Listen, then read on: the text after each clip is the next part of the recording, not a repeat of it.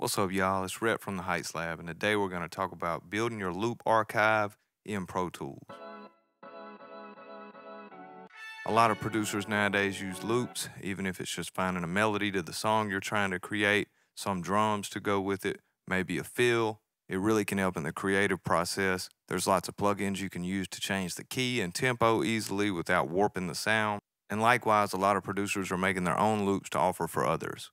Either way, sometimes this process can be tedious, and today I'm going to give you a few steps to make it a little bit easier. Step number 1, organize.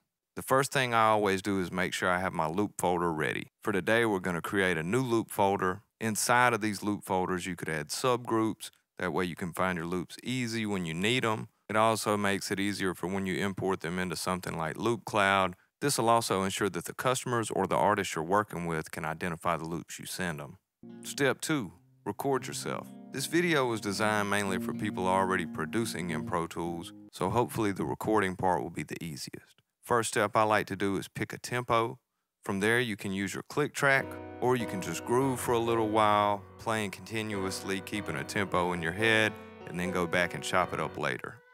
After you've played enough loops that you like, you'll want to change the playback tool to loop mode. After you do this, you can select 4 to 8 bars of a sound, select it, and make sure it loops. I like to let it play back a couple times just to make sure that it's in the pocket. Once you've trimmed the clip and you're sure what you have selected is what you like, next you'll bounce, name the file, and simply find our loop folder.